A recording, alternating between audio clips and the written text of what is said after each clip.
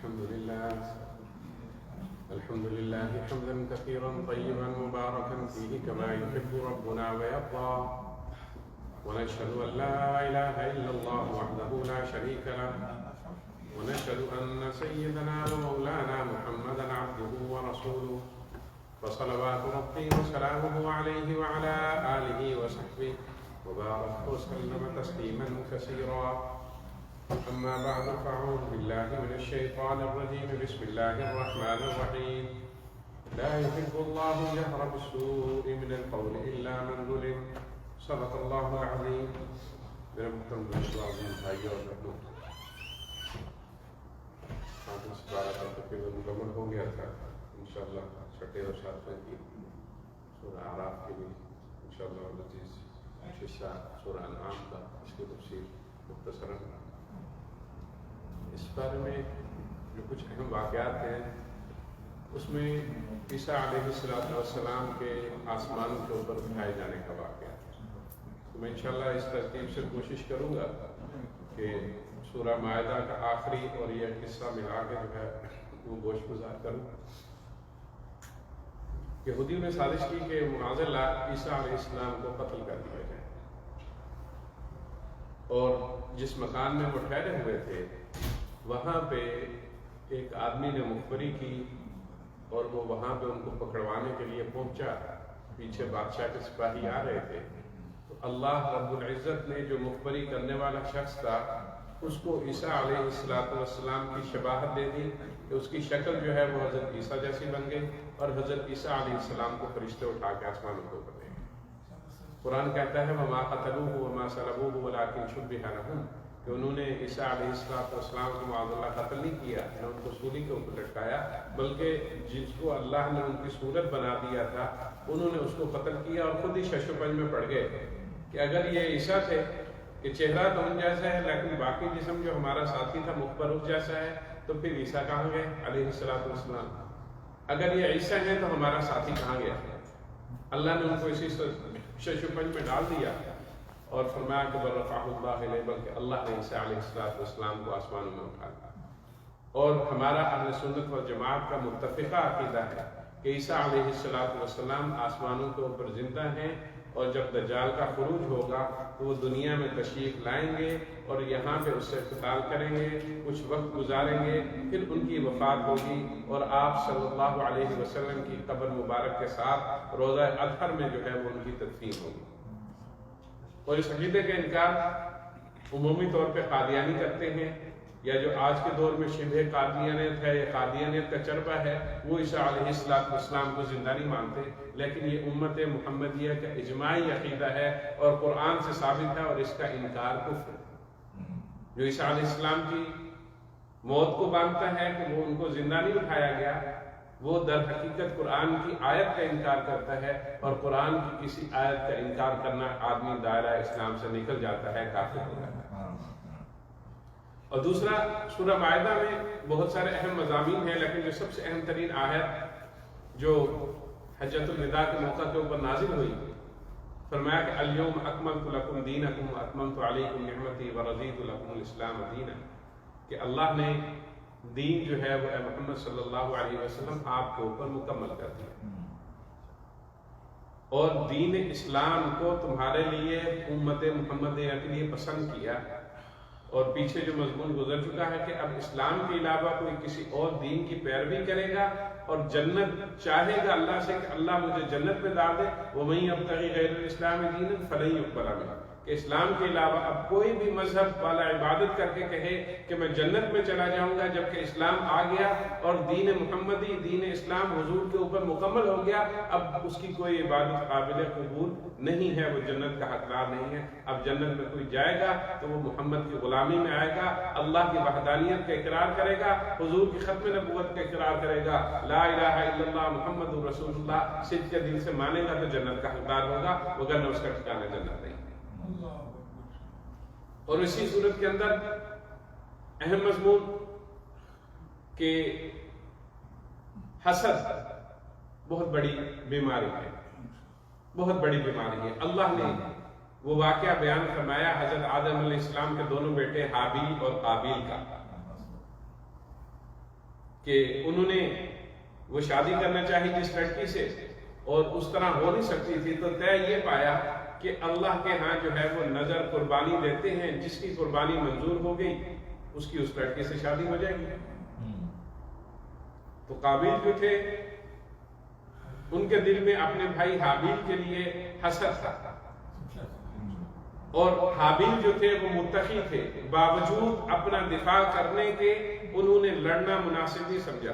جب قربانی رکھی تو اس زمانے میں یہ اللہ کی طرف سے یہ سنت تھی کہ آسمان سے ایک آگ آتی تھی جس کی قربانی نظر و نیاز منظور ہونا تھا، اس کو جلا دیتی تھی اور دوسرے کی ویسے پڑی رہتی تھی۔ تو دونوں نے اپنی اپنی چیزیں رکھی، تو آسمان سے آگ آئی اور حابیل کی قربانی اللہ نے منظور کر دی، اس کو جلا دیا گیا۔ تو قابیل نے غصے میں آ کے، حسد میں آ کے اپنے بھائی کو قتل کر دیا۔ جب قتل کرنے کا ارادہ کیا تو حابیل نے کہا قابیل کو کہ میں تمہیں نہیں ماروں گا، تم مارنا چاہتے ہو تو مار دو، اللہ جو ہے وہ ظلم کا بدلہ لے گا۔ اور حدیث پاک میں ہے کہ قیامت تک جتنے قتل ہوں گے اس کا ایک گناہ جو ہے وہ قابیل کے سر پہ لکھا جاتا ہے۔ قتل کر دیا، پشیمان ہوا، کیا کرے نہیں پتا۔ تاریخ انسانی میں پہلا قتل ہے، پہلی میت سامنے پڑی ہے۔ اللہ نے ایک کوے کو بھیجا، کوے نے اپنے پنجے سے زمین کو کھودا اور دوسرے مردہ کوے کو دفنایا کہ اس طرح مٹی ڈالتے ہیں۔ تو پھر اس نے افسوس کیا، پشیمانی کی، لیکن اب کیا ہو سکتا تھا کہ اب تو گناہ کا فعل سرزد ہو چکا تھا۔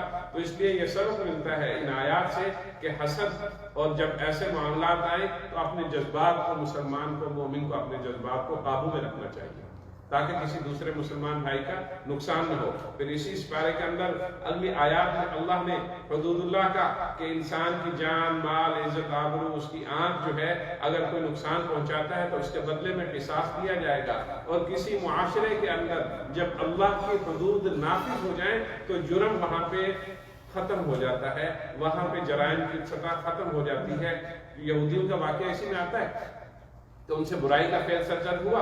اب وہ امیر کبیر تھے، تو تورات میں جو تھا وہ حکم تھا کہ ان کو رجم کیا جائے، سنسار کیا جائے۔ اب وہ کسی ہیلے سے حضور تک بات پہنچائی کہ اسلام میں شاید کوئی بچ بچا ہو جائے، لیکن آپ صلی اللہ علیہ وسلم کے اوپر وحی آ گئی اور ان کو وہ سزا دی گئی، کیونکہ ان کے ہاں یہ تھا کہ امیر کے لیے اور قانون تھا، غریب کے لیے قانون تھا کہ غریب اگر جرم کرے تو اس کے لیے حکم اور امیر جرم کرے تو ان کے علماء جو تھے پردہ پوشی کرتے تھے۔ تو یہ چیز بہت بڑی وعید ہے کہ اسلام نے جو ہے وہ مساوات رکھی ہے کہ اگر کسی سے کوئی گناہ سرزد ہو جاتا ہے، جو امیر ہے، غریب ہے، جس سے جیسا گناہ سرزد ہوا وہ اس کا ذمہ دار ہے، اس کو ویسی ہی سزا ملے گی۔ اور اگلے سپارے کے اندر پھر دوبارہ عیسیٰ علیہ السلام کو سورہ مائدہ کے اندر آخر آتا ہے کہ ان کے حواری جو ان کے صحابی تھے عیسیٰ علیہ السلام کے، انہوں نے اللہ تعالیٰ سے ایک اردو کے اندر میں اس میں چھوٹی سی ایک تنبیہ کر دوں کہ عمومی طور پہ ہم کسی آدمی کو، خصوصاً ہمارے پاکستان ہندوستان کے معاشرے میں، تو کسی کا کوئی برا ساتھی ہو، کوئی بدماش کا ساتھی کہہ دیں گے اس کا حواری ہے، تو یہ لفظ استعمال نہیں کرنا چاہیے، حوالی موالی کہہ دیں۔ حواری قرآن میں اصحاب عیسیٰ کے لیے استعمال ہوا، عیسیٰ علیہ السلام کے صحابہ کے لیے استعمال ہوا۔ اس کو اس معنی میں کہ کسی برے آدمی کے ساتھی کو حواری کہنا یہ گناہ کا کام ہے، اس سے اجتناب کرنا چاہیے۔ تو ان کے جو حواری تھے عیسیٰ علیہ السلام سے، تو انہوں نے کیا کہا؟ هل يستطيع ربك ان ينزل علينا مائدة من السماء؟ فرمائش کی کہ عیسیٰ کیا آپ کا رب یہ ممکن ہے کہ آسمان سے ہمارے لیے کھانا نازل کرے؟ مائدہ خان جو سورت کا عنوان ہے۔ تو عیسیٰ علیہ السلام نے کہا کہ اللہ سے ڈرو، کیا فرمائش کر رہے ہو؟ تو انہوں نے کہا کہ نہیں، ہم اپنے اطمینان قلب کے لیے تاکہ ہمارا ایمان مضبوط ہو جائے۔ تو اللہ نے فرمایا کہ پھر میں خان تو نازل کروں گا، وہ دسترخوان کھانا جو ہے وہ جنت کا بھیجوں گا آسمانوں سے، لیکن اس کے بعد اگر تم نے کفر کیا تو ایسا عذاب دوں گا کہ پوری کائنات میں نہ اس سے پہلے کسی کو دیا نہ اس کے بعد کسی کو دیا۔ کیوں کہ جتنا بڑا انعام ہوتا ہے پھر آزمائش بھی ویسی آتی ہے۔ اور عیسیٰ علیہ السلام کے ساتھ جو آخری مکالمہ اللہ قیامت والے دن سے پوچھیں گے، حضرت عیسیٰ کو مخاطب کر رہے ہیں، أَأَنْتَ قُلْتَ لِلنَّاسِ اتَّخِذُونِي وَأُمِّيَ إِلَٰهَيْنِ مِن دُونِ اللَّهِ۔ جو عیسائیوں کا عقیدہ ہے نا کہ عیسیٰ علیہ السلام اللہ کے بیٹے ہیں اور اللہ کی وحدانیت میں معاذ اللہ شریک ہیں، یہ بھی خدا ہے، حضرت مریم بی بی مریم بھی خدا، وہ بھی اس میں شریک ہیں۔ تو اللہ پوچھیں گے قیامت والے دن عیسیٰ علیہ السلام سے، جبکہ وہ علام الغیوب ہے، سب جانتے ہیں کہ انت قلت للناس اتخذونی و امی الہین من دون اللہ، کیا ایسا تو نے ان کو کہا تھا اپنے ماننے والوں کو کہ تجھے بھی تو میرا بیٹا اور خدا مانے اور تمہاری ماں کو بھی؟ سبحان اللہ، تو پاک ہے، تو جانتا ہے، تو علام الغیوب ہے کہ میں نے تو ان کو تیری وحدانیت کی طرف بلایا کہ تو وحدہ لا شریک ہے۔ میں نے ان کو یہ نہیں کہا کہ وہ میری یا میری ماں کی عبادت کرے، میں نے تو اس چیز سے منع کیا، اور یہ تیرے بندے ہیں، اگر تو عذاب دے تو تیری مرضی ہے، معاف کر دے تو تیری مرضی ہے۔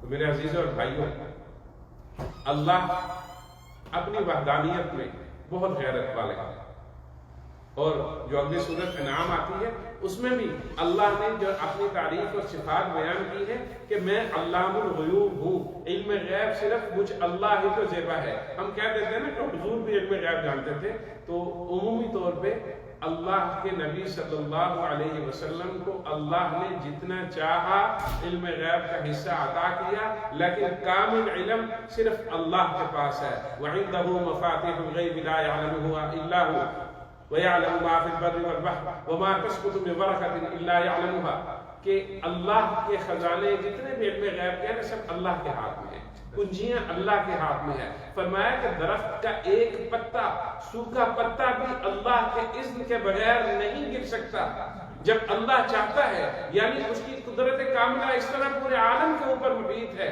کہ وہ اللہ اتنا قوی ہے، طاقتور ہے، اتنی عزت والا ہے، اتنا زبردست ہے کہ ایک درخت کا پتا بھی اپنی مرضی سے سوکھا پتا نہیں گر سکتا، وہ بھی اللہ کے حکم سے گرتا ہے۔ تو پھر اس اللہ سے دوستی لگانی چاہیے، اس اللہ کی ماننی چاہیے۔ اور ابراہیم علیہ السلام کا قصہ آتا ہے کہ مظاہر قدرت، چاند ستارے ان کو دیکھا کہ شاید یہ رب ہے، چاند طلوع ہوا یہ رب ہے، ستاروں کی طرف غروب ہو گئے، کہا کہ یہ غروب ہو گئے، یہ تو رب نہیں ہو سکتا۔ پھر فرمایا کہ جب سورج نکلا نا پوری آب و تاب کے ساتھ، فلما رأى الشمس بازغة قال هذا، یہ سب سے بڑا ہے، هذا اکبر، یہ سب سے بڑا یہ رب ہے۔ جب سورج بھی غروب ہو گیا تو انہوں نے پھر کہا کہ میں اللہ کی بلا مانگتا ہوں، کچھ بھی نہیں، اللہ وحدہ لا شریک ہے، وہی علام الغیوب ہے۔ اور جو سب سے اہم ترین اس صورت کا کہ کوئی بھی غیر اللہ کے نام کے اوپر اگر نظر نیاز چڑھاوا چڑھاتے ہیں نا، جس طرح مشرکین مکہ تھے یا دوسری اقوام تھی، وہ حرام ہے، ناجائز ہے۔ آج بھی کوئی آدمی کہتا ہے کہ کسی پیر کے نام پہ، کسی بزرگ کے نام پہ نہیں، آپ ان کی طرف سے قربانی کر کے ان کو ایصال ثواب تو کر سکتے ہیں، لیکن قربانی اللہ کے لیے۔ قل ان صلاتی و نسکی و محیای و مماتی للہ رب العالمین، نماز، روزہ، حج، زکوٰۃ، قربانی، تمام عبادات صرف ایک اللہ وحدہ لا شریک کے لیے۔ اس کے علاوہ غیر اللہ کے نام کے اوپر اگر کوئی کام کریں گے، ہم کوئی بھی قربانی کریں گے، کوئی نظر نیاز کریں گے، کوئی صدقہ کریں گے، وہ سب حرام ہے، وہ اللہ کے ساتھ شرک ہے۔